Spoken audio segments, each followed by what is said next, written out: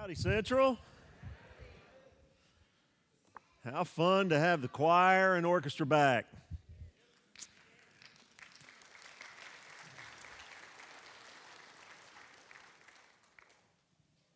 Just a quick commercial before we get started today. Calling all men. Would love for you to join us on Wednesdays at Don Felix's right down the street. They have a private room. We're going to be discussing the book When God Goes to Starbucks. You didn't know God went to Starbucks, but He does when you go there as one of His representatives. And we're going to be talking about objections that skeptics like to bring to us and how we can respond rightly to them. So we'll be looking at some of those common objections that we get. And so, men, I hope that you can join us as we dive into that. Commercial over. Open your Bibles to Ecclesiastes chapter 5. As we are marching our way through the book of Ecclesiastes, we are going to finish chapter 5 and do all of chapter 6 today. Well, several years ago when I was pastoring in Birmingham, I was asked to come and speak to the Samford football team. Samford University is there, and a guy that is a local FCA representative, Fellowship of Christian Athletes, says, hey, we invite folks to come and just speak to them during their practice. And so I did, and I was looking forward to it, and so I showed up at Samford, and I met the guy that was the representative, and we were walking to the practice field, and he said, oh, by the way, do not talk about dating or credit cards. And I said, why? He said, because they're sick of hearing it. Everybody that comes wants to talk to them about dating and credit cards. And he said, what are you talking about? I said, well, now I'm not sure. That actually wasn't my topic of the day, but as I talked to him a little bit more about that, I said, so are these guys dating well? He said, no. I said, are they managing their money well? He said, no. They're just tired of hearing about it. It's not that they've got it down. It's not that they've got it fixed. They were just tired of hearing about it. Why do you think that is? If you think about it, what are probably, and I wouldn't say exhaustively, but probably the two greatest temptations that we face today? Don't they relate to money and sex? That's where we get sidetracked. That's where we get in trouble so often, those two things. I don't know how many of you are art people. I'm really not, but there are a few people that I've learned about and seen some of their work that sort of fascinate me. I love everything I've seen that Monet has done.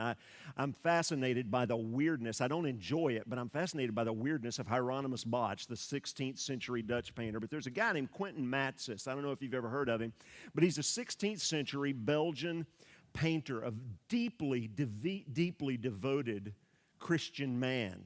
In fact, just a few years after he died, his sister and her husband were arrested, put on trial, and sentenced to death.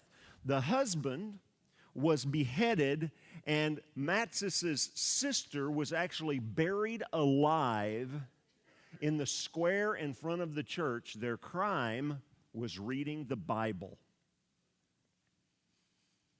Matsis used his art as his social commentary and even social protest.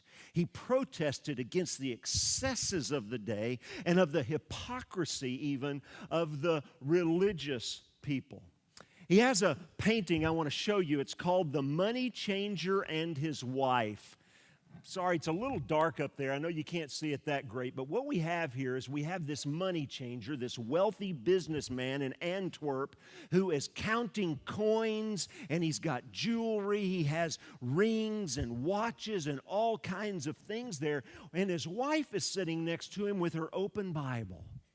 She's the devout one. She is the true believer, but look at what she's doing as her Bible's opening. You can't see it that well, but she is distracted by a little dish filled with pearls. She's trying to read her Bible. She's trying to do what she's supposed to, but oh, those pearls are catching her eye.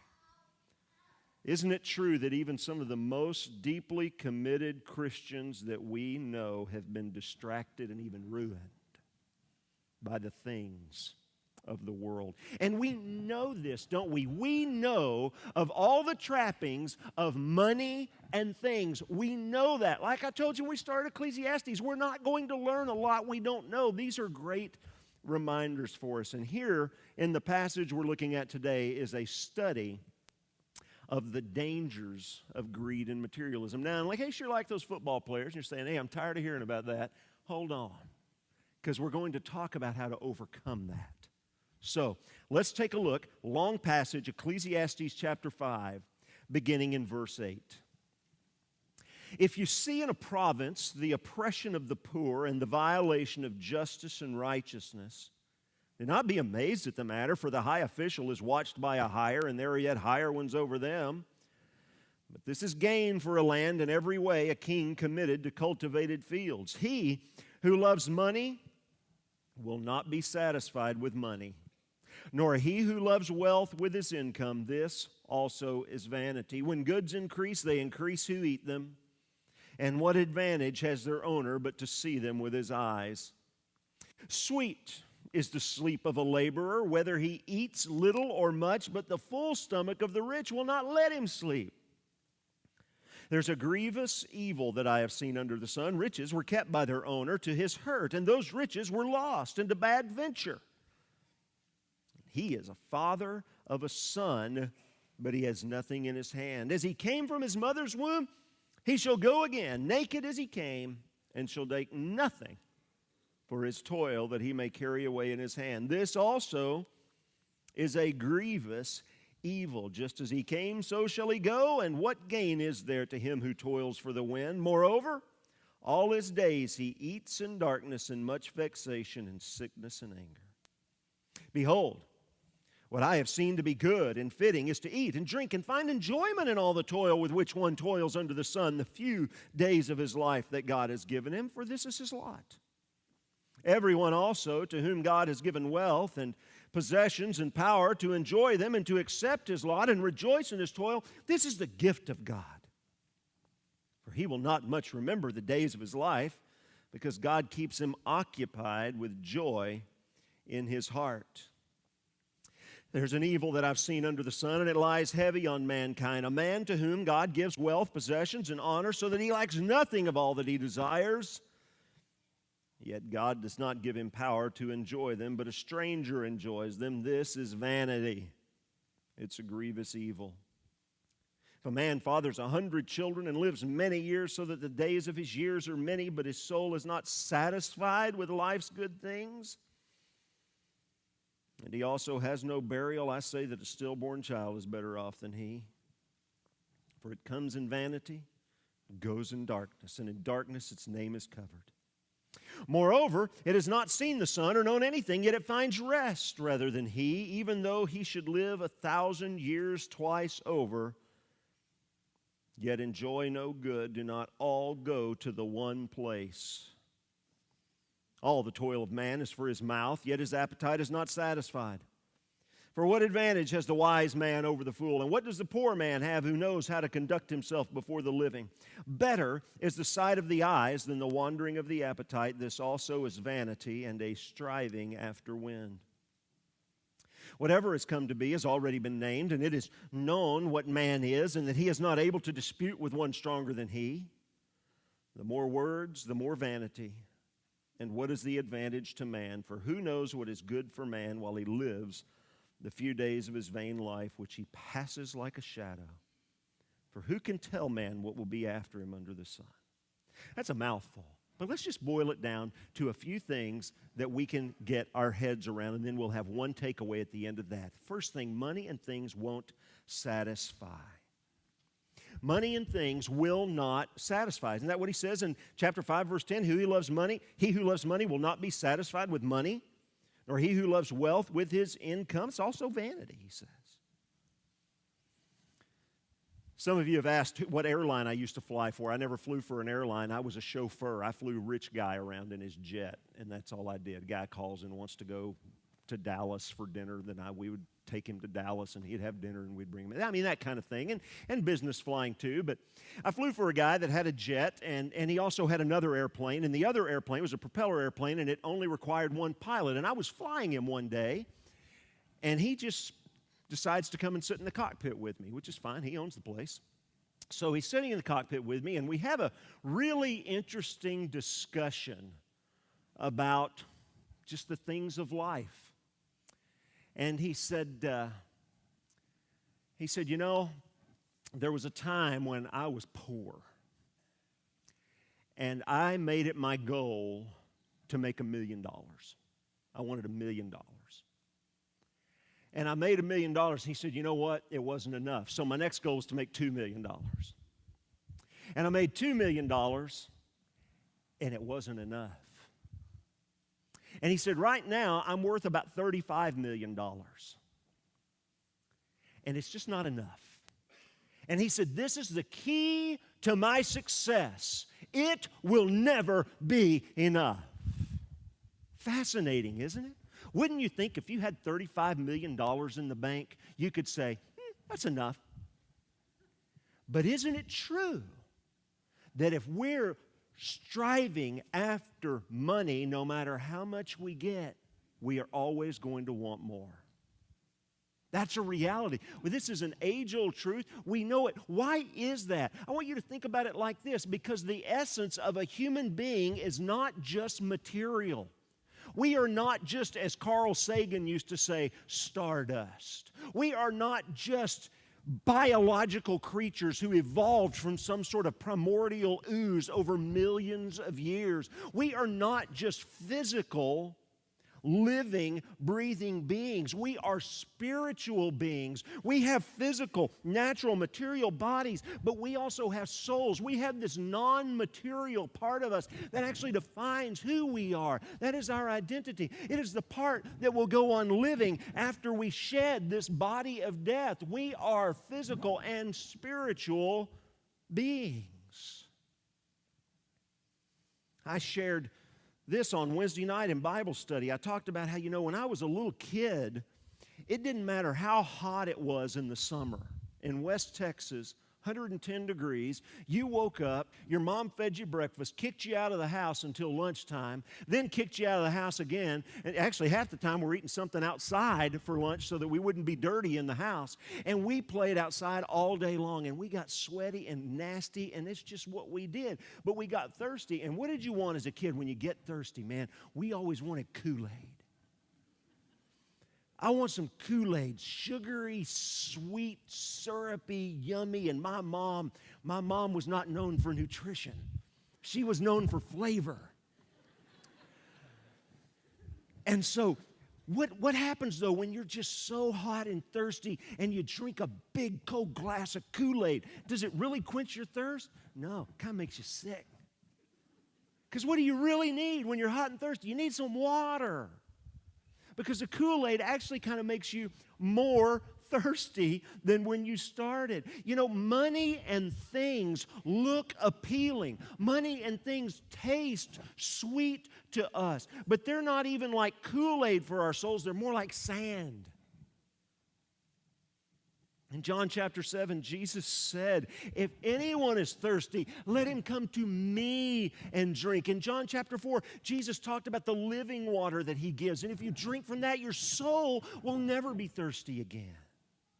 Money and things can't satisfy us because you can't solve a spiritual problem with a material or physical object. Common sense has to tell us that. So money and things won't satisfy, but also we learn that money and things can be lost. Some of you have learned that the hard way probably. Chapter 5, verse 13, there is a grievous evil that I've seen under the sun. Riches were kept by their owner to his hurt, and those riches were lost in a bad venture. And he's got a son and nothing to give him. Like I said, I grew up in West Texas. I was born in 1965, and money flowed out of the ground. It was never-ending, a never-ending supply of money. And everybody out there who was living off that money that flows out of the ground. By the way, if you're not from West Texas, you go to West Texas and you go, yuck, what's that smell? It's money. That crude oil smell, smells good. Never going to end. Spend every dime you make. till the 80s hit. And suddenly there was a glut of production and a decrease in demand. And the price of oil, what did it go down to didn't it go down like $14 a barrel? It tanked. And everybody who was spending all their money was broke. I mean, we saw rich people broke. Nothing left. I hope none of you in this room experienced that, but some of you in this room have probably lost on a sure thing. But we know we can't depend on stocks. We can't depend on technology. Can't even depend on real estate. Terry and I learned that lesson the hard way. What's the best investment in the world? Real estate. We bought a house in Birmingham. Man, real estate's just going like this. We moved to New Orleans in 2008. Within about 6 months, the value of our home decreased by about 60%. We sat on that house for 7 years and sold it at a loss. Real estate. Can't go wrong with real estate, right? Till the bubble bursts. Even the wealthiest people are not immune to this reality. Terry and I are acquainted with some folks who were part of a group of 10 that started a business and sold it for $3.2 billion. With a B. 10 guys, 7 of them went bankrupt. That's a lot of money to spend. But when you do things like have all your plumbing fixtures in your house gold-plated, money and things are not good security. Security, listen to this. Security is not in what we own.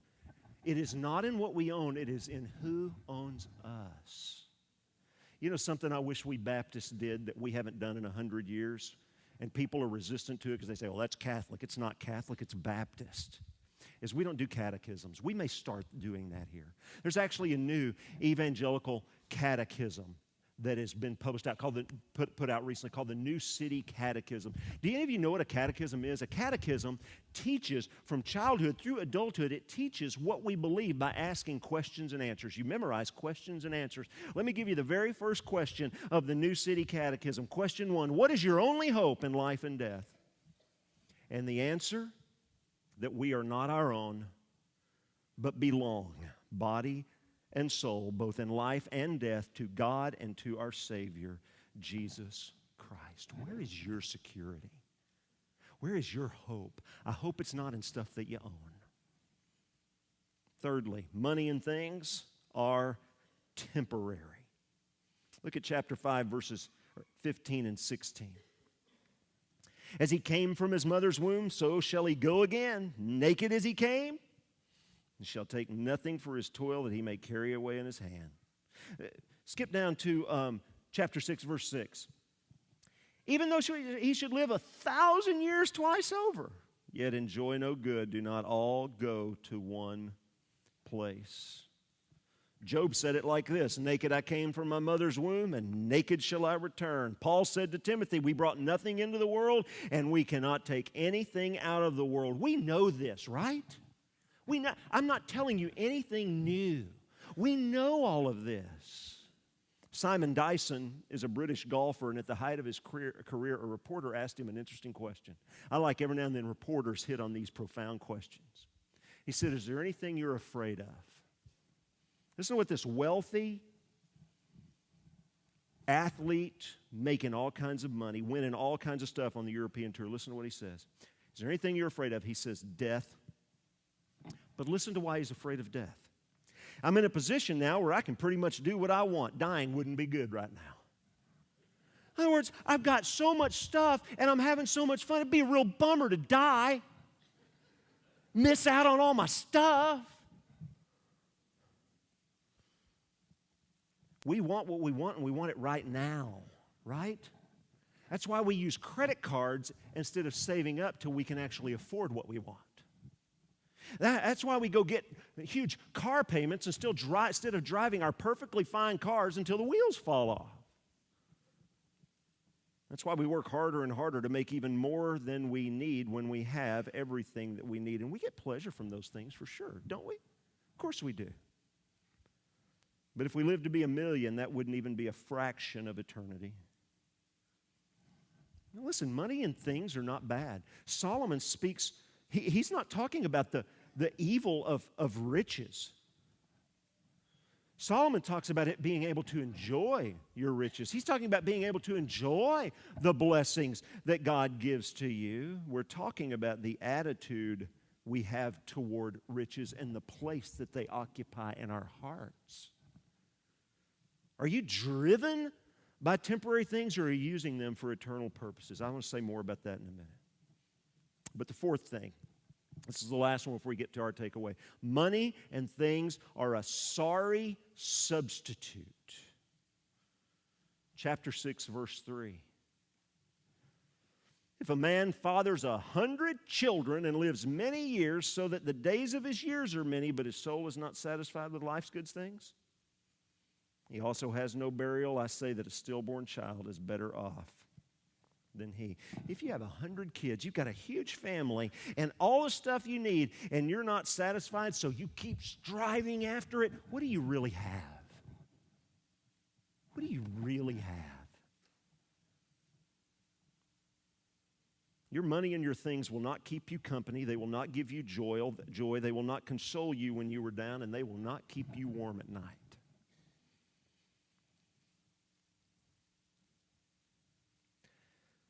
I learned something about this lesson early in my life.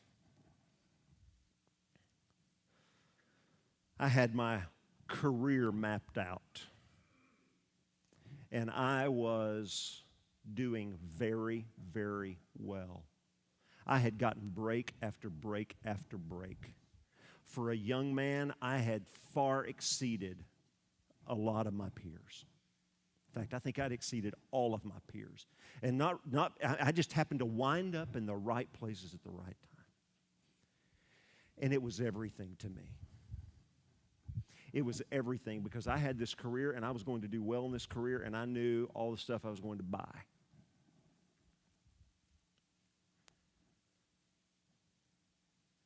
And I came this close to losing everything that matters.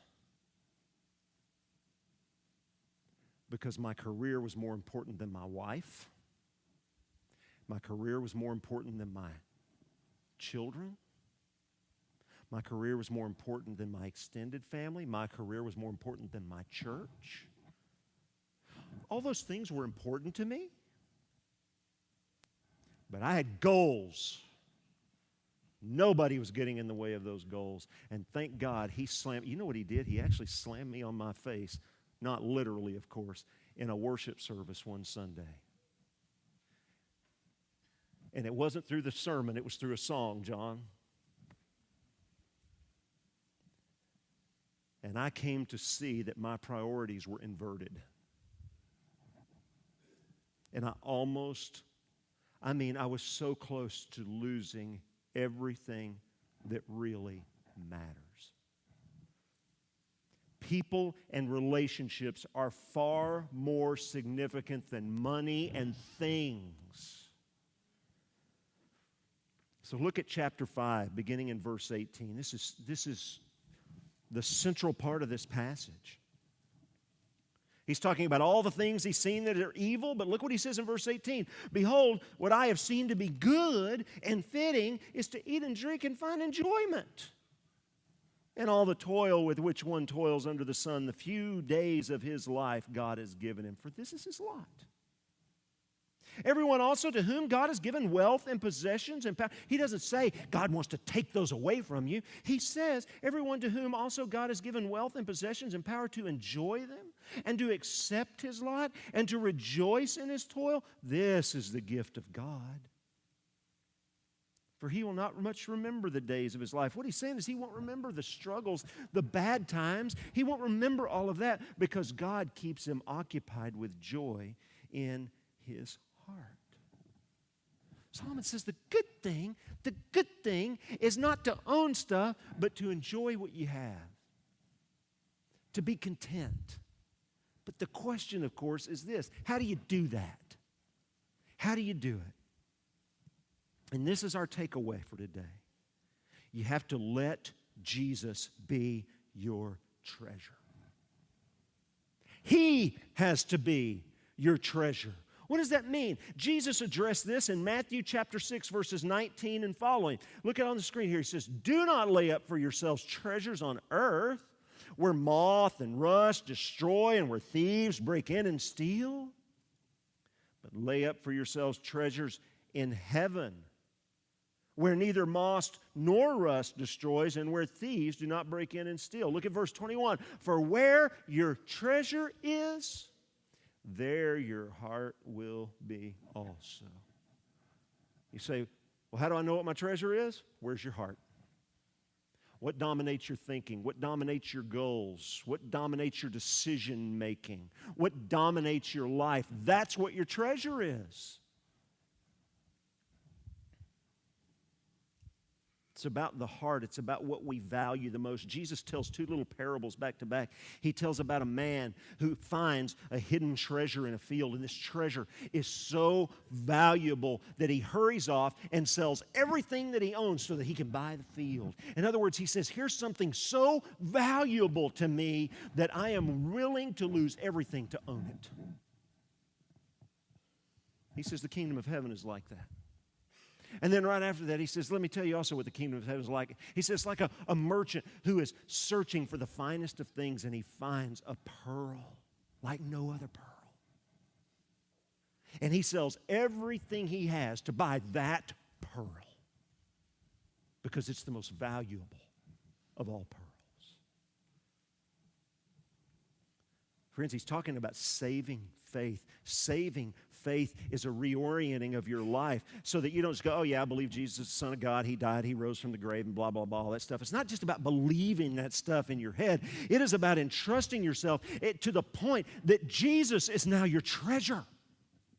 Jesus is of the supreme importance in your life. He is the highest good, the greatest value in your heart. That's what it means to come to Jesus by faith. I see three errors related to this. One is many people see Jesus as the means to earthly treasure. We see this in the prosperity movement, do we not? You want to get rich? Get right with Jesus. He'll make you rich. Oh, He didn't make you rich? You're not sending enough money to my ministry. Because you don't have enough faith, because you're not right with Jesus. If you were right with Jesus, you'd go ahead and write that check you can't afford to write. Then you'd get really rich. Jesus is nothing more than a slot machine, an ATM. You put something in to get something back. That is wrong. That is idolatry. That is turning Jesus into something He is not. He's not the means to earthly treasure. Second error, having Jesus in addition to all your treasures. In other words, yeah, I want Jesus as long as He doesn't interfere with anything else. I want Jesus, but hey, my job's my job. Jesus doesn't interfere with my job. I want Jesus, but I'll spend my money how I want to spend my money. I want Jesus, but I'll live my life how I want to live my life. I just want to make sure Jesus is here for fire insurance. He's not your treasure. And the third error is seeing money and things as the highest pursuits in life instead of as resources to use for eternal pursuits. We see money and things as our highest. What's your goal in life? I want to own this kind of home. I want to drive this kind of car. I want to have this kind of career. I want to make this much money. I want to retire in this kind of lifestyle. When those are your chief pursuits, it's idolatry. I had a conversation with a church member yesterday that I will not name because I don't want to embarrass him. We had a conversation that's going to lead to a longer conversation, and he said, I really want to talk to you. He said, I have an opportunity right now to expand my business significantly. And he said, I'm really praying about what to do about it. He said, be really good. He said, my business would double. Huge. And he said, I'm praying about the right thing to do. He said, I don't need the money. He could get the money, but he recognizes he doesn't have to have it. He says, I don't need the money. He said, so I'm trying to balance, how will this affect my family life? How will this affect my involvement in church? What would be the pros and cons in that respect? And also, if I really expanded my business, I could do more for the kingdom. And if I expand my business, that's more employees that I can influence because I share the gospel with every single employee I have. And I try to bless them and set an example for them. Here's a guy who has Jesus as his treasure, not his money and things, and he's not saying, wow, should I do this because I could really make a lot of money? He's saying, what would be best eternally? How can I have the greatest influence of the kingdom? And you know what? It's not an easy decision because there are a lot of variables. I'm not trying to make this seem like it's easy. What I'm getting down to is this: where is your heart? What do you value most? Is there anything wrong with owning a Lamborghini, having a jet airplane, living in a mansion? No. Where's your heart? Are those your highest pursuits? Or are those resources that you use for the kingdom? What's your treasure? Because listen, everything else other than Jesus, everything else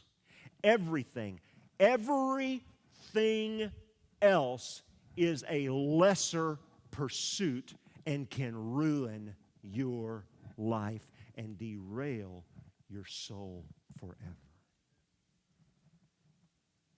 For real satisfaction, for real security, for real joy, for real comfort, there's only one source for that. And it can't be found at a bank or a showroom.